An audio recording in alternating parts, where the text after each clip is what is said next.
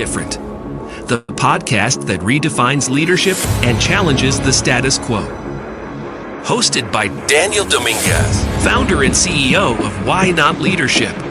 This show is your compass to becoming a better leader through the power of self-awareness. Good leaders foster teams that are engaged, empowered, and energized. Join us on this transformative journey as we equip you with the tools and insights to lead different. Get ready to challenge the ordinary and embrace self-aware leadership.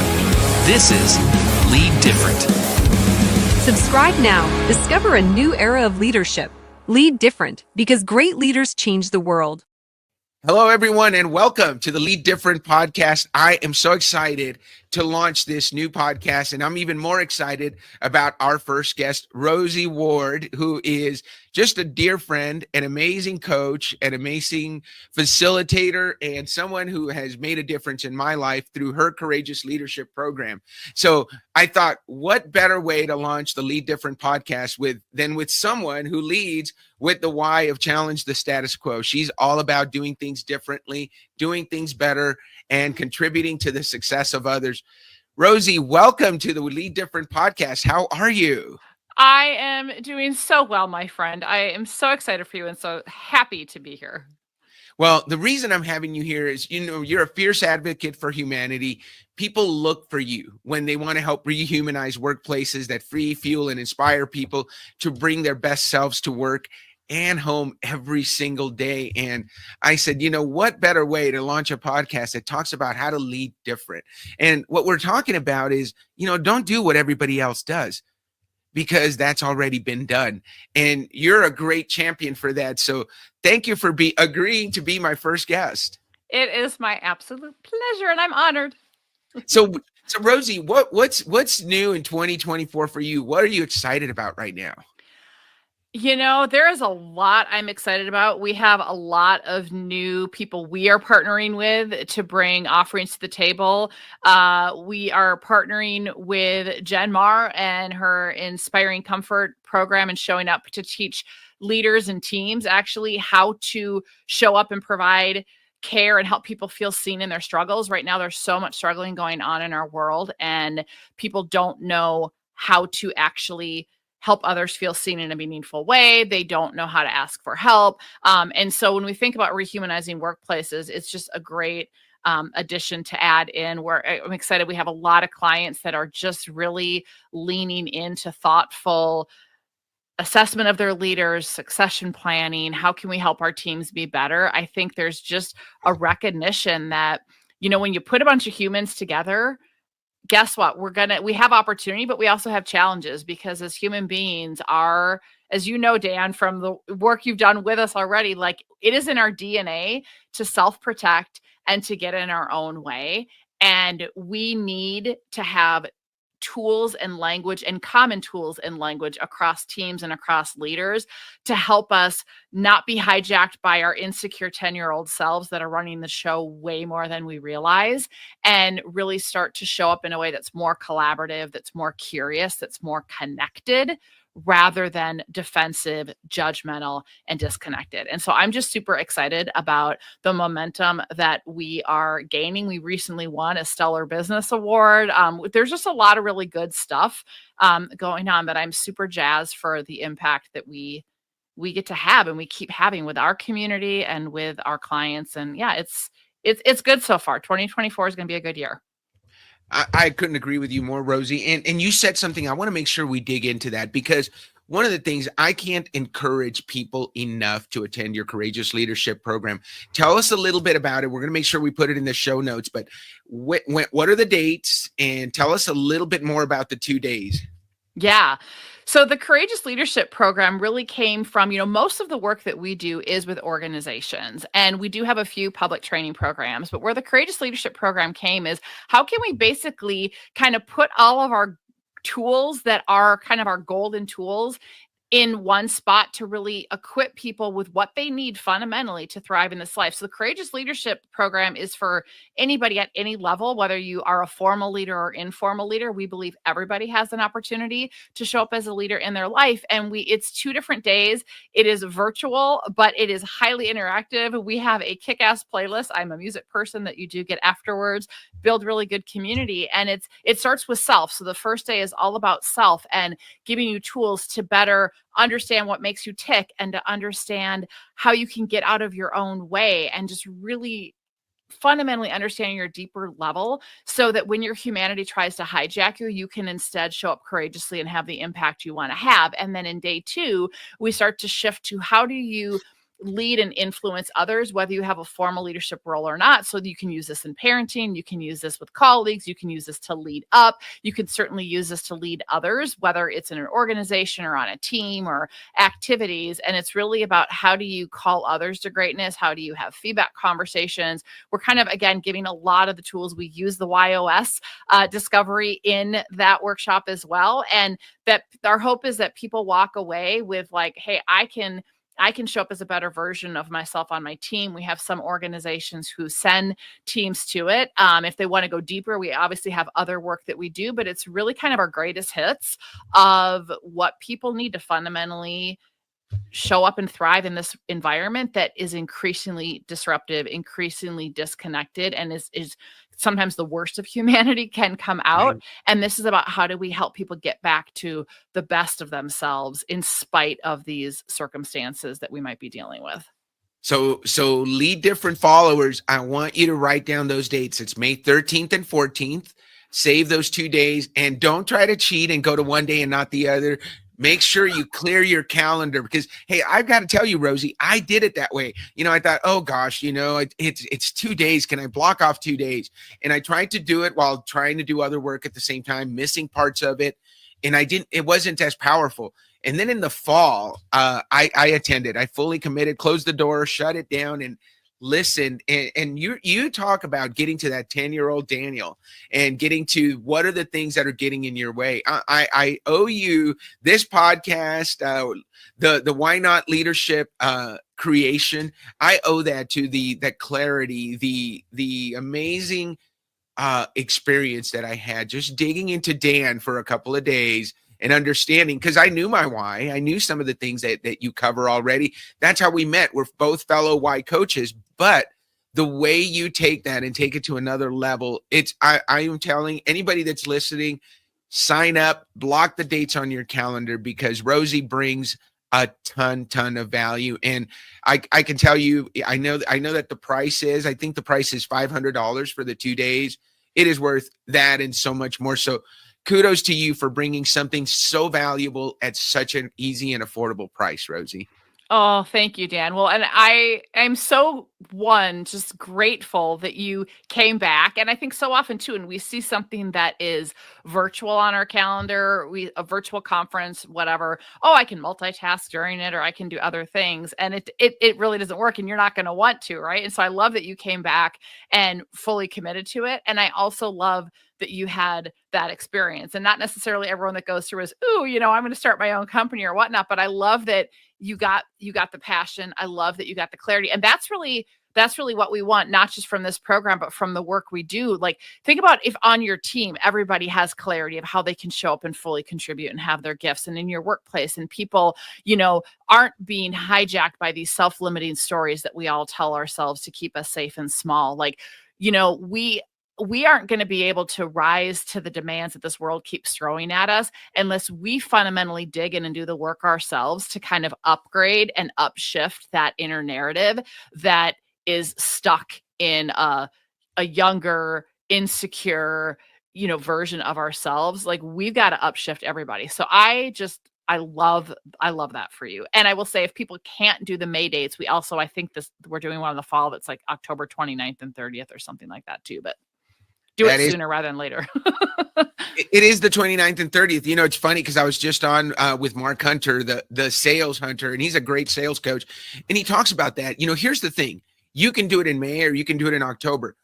Do you want to wait 4 or 5 more months of possible tremendous improvement that you could have in yourself and in your business. There's a cost to putting things off, especially things that are going to have such tremendous value. And I know this, you absolutely will get some value out of this if you commit to doing it. And by the way, even the playlist is worth the price of admission, Rosie Ward. You do such a great job. And it's probably, I know it doesn't seem like it, but Rosie and I are close in age and we listen to the same music growing up. And she's got a great playlist. That bottom line, she knows how to pick the songs. So that alone is worth it. Plus we get to have a happy hour, share some drinks. That's part of the program. So, well, let's talk about that a little, something else, as I was listening to you, Rosie, I love the way you take it into know yourself.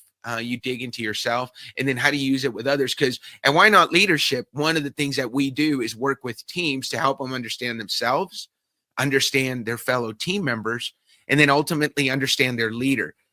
Leaders have a tough time in this world today, because I listened to and I want to get your thoughts on this, Rosie. I listened to a gentleman. I gave a keynote this past weekend, and one of the other speakers talked about virtual, artificial intelligence and AI, and how we're all going to be working with less humans going forward.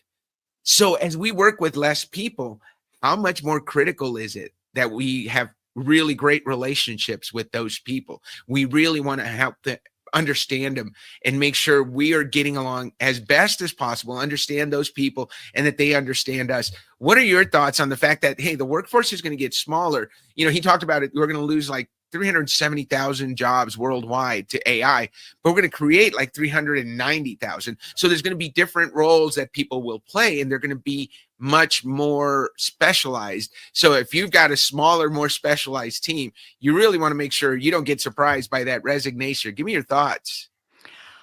It's such a great topic and it's so timely. And I was just being interviewed on another show a couple weeks ago about this. And here's the thing is, it can be unsettling. I mean, in our book, Rehumanizing the Workplace, we talked about this, and that came out in 2020, about the shift that is happening in the workforce. And this is before, the boom of AI in recent months and years. And I think fundamentally, the opportunity is for recognizing that what AI can do is free up, and this is going to sound flippant, but maybe some more of like the monotonous or tasks that take a lot of extra time and effort, so that humans actually can be freed up for the things that only humans can do. And I think where we get stuck is that people, we are hardwired as human beings to cling tightly to what is familiar and what is comfortable. So like if I've manually always data entered the stuff and that's what I know and that's where I think add value in the workforce, and now that's going to be automated, suddenly it's threatening to me because what value can I add? And now I wonder where I belong. Am I not enough or whatever? But there are so many other gifts and talents that I have. And man, if I didn't do that and there were other ways, and this is where like the YOS can be helpful and other work that you do and that we do, of if I have a greater understanding of self and a greater understanding of my colleagues and where my gifts and talents can shine, maybe it's, I can stretch myself and I can get out of my comfort zone. And now this doesn't feel so threatening. And machines can't form relationships. And the other thing about the rise of AI is that, we have a crisis in this country and globally, quite frankly, of mental health, of loneliness, of stress, of burnout. And AI only amplifies that. And so nothing can replace building the skills of human connection.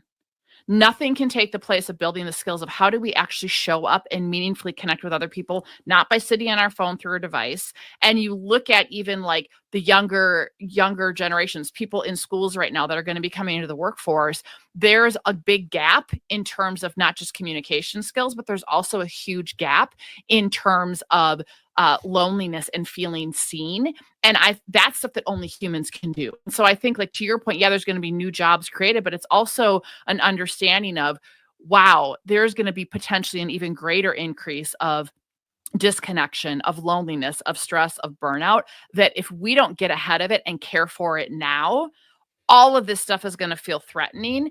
And I think we're going to see stuff potentially get worse before it gets better. And so I think that we can care for it in a thoughtful way rather than being caught off guard and pretending we didn't see it coming, and upskill people now to relate differently, care differently, show up differently. I love that. Anytime you put differently in there, I'm going to love it, Rosie. But it's absolutely true. As we, I one of my old friends, Wilton Rogers, he started a company called a process. He talks about RPA, robotic process automation, before AI, and now his company, Simply Automate. It's Simply Automate now.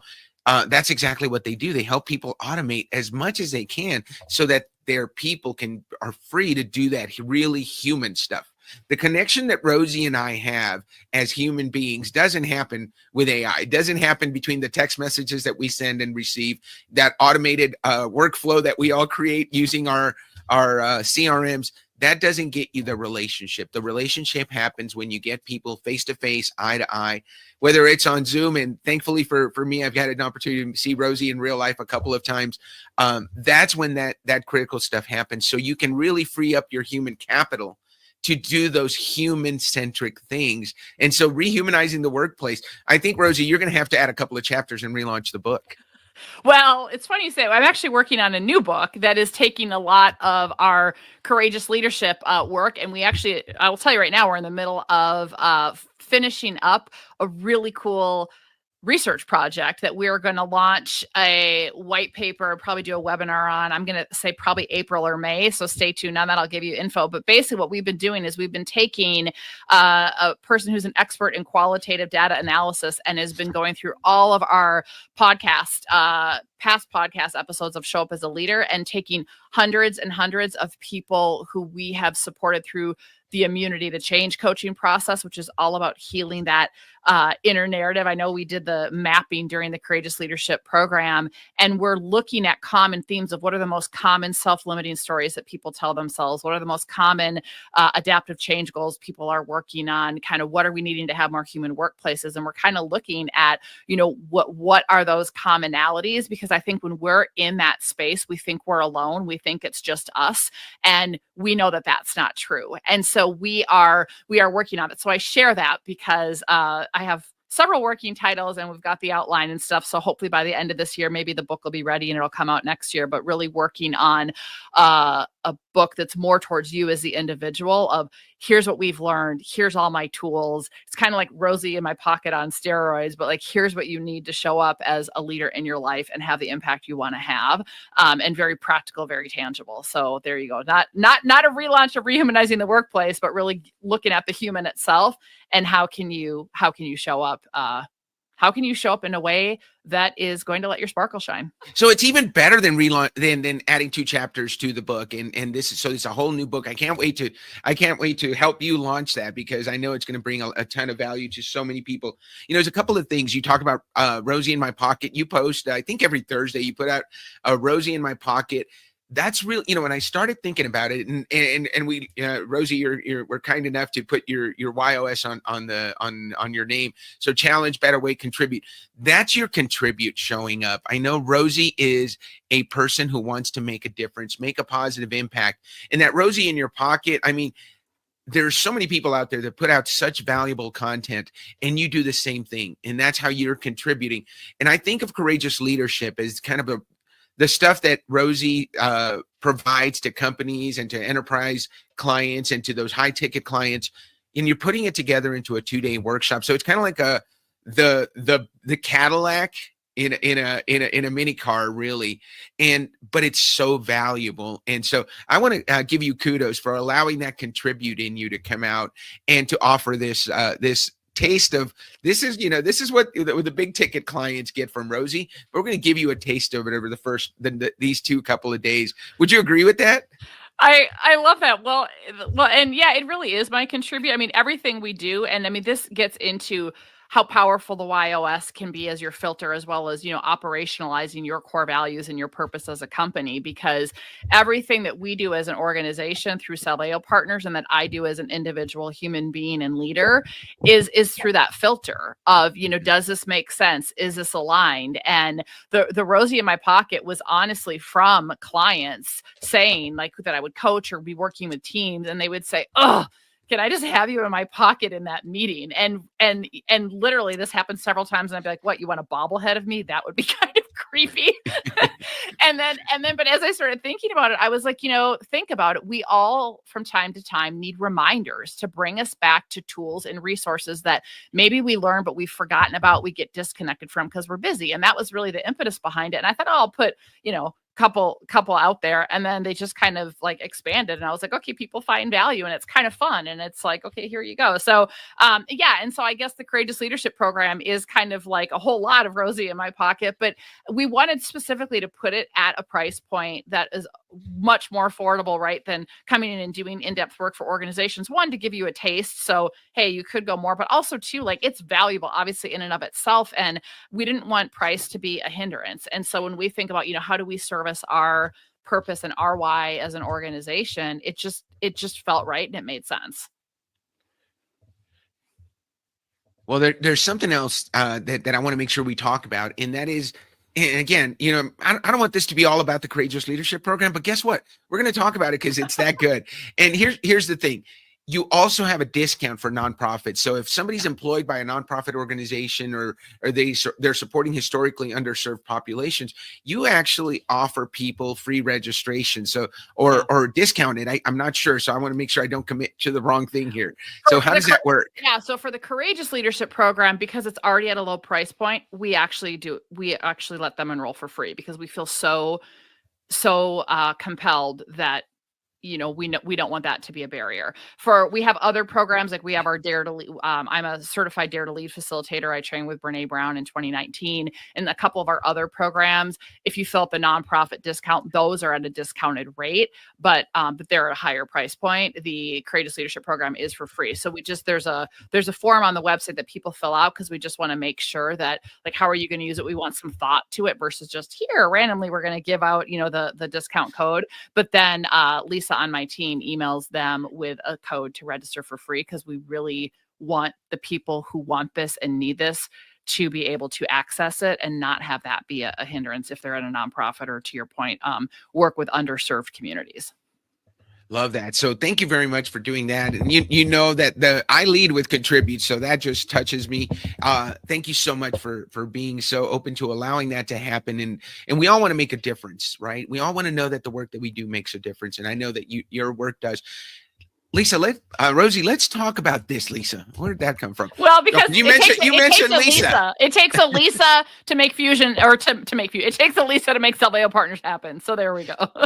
Yeah. Well, and you mentioned Lisa. That's where Lisa came from. So I was wondering where that came from. So Rosie, tell us where does your why of challenge come from? I like you took me back to my 10-year-old self and made me cry. So I'm not gonna make you cry, but take us back to when do you first remember being that challenge or being that person that said, hey, why do we have to do it that way? There's a different way to do it. It's got to be fun. It's got to be different. Can you think back to one of your earliest memories of challenging the status quo? Oh, God, yeah. Well, so here's the deal. I'm the youngest of 5 girls.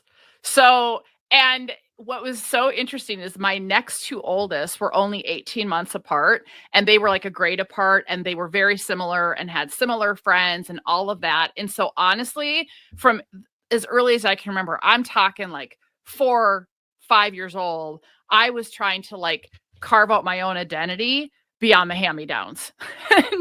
And that I am not my sisters. I am not them. I had different interests. I wanted to dance. I used to walk around and sing and talk into my thumb like I had a microphone. I, watched Facts of Life and Fame. I'm showing my age. And they wanted to watch like reruns of Star Trek and Get Smart and stuff. And I was so different from them, and I knew it. And I swore I didn't belong in this family. I thought I had to be adopted because I was like, there is no way. There is absolutely no way. And so, and actually I talk about this in my keynotes that I give as well. And I elaborate on that story. And there's a fun story that goes with it that I'm not going to give away here. But stay tuned. But here's the thing is when I look back, I think it has just been a constant, like, wanting to be seen and valued for me and feeling different and my uniqueness. At the same time, there's this pull, like all of us as human beings, of wanting to feel like I belonged and wanting to feel like I mattered. And so, this is very hallmark of people with a why of challenges. If you either feel like there's something wrong with you or you eventually lean into it. And I think there was this push-pull a lot during my childhood. I felt differently than my friends or whatever. And I was always kind of, oh, can we do this differently? Or what about this? Or what about that? I loved, like, Dr. Seuss is amazing. I love, like, one of my favorite quotes is, why fit in when you were born to stand out? And so, yeah, I just, since I can remember, it's like, bam, there you go. Well, I'm so glad you mentioned that, because both of my daughters have the Y of challenge.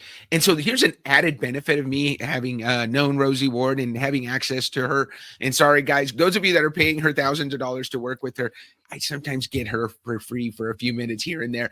But one of the things that you've been so helpful with is understanding the Y of challenge. Even though it's part of my YOS, it's not my why. And you've met Sophia, who is every bit of a challenge kid. Oh, she's amazing. She's just, oh, I love her. She's so amazing.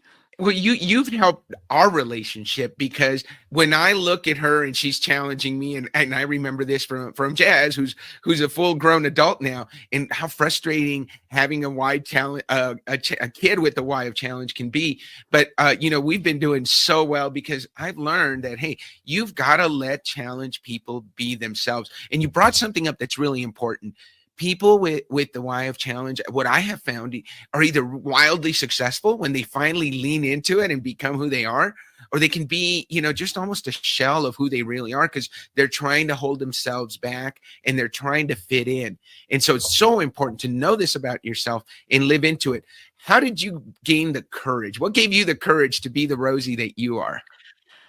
I think it's a lot of hard work, in all honesty. I mean, I'm not going to lie. When I was a junior in high school, I hit a wicked rough patch, and I was thankful enough that my parents are leaned in enough and had the resources and put me in therapy.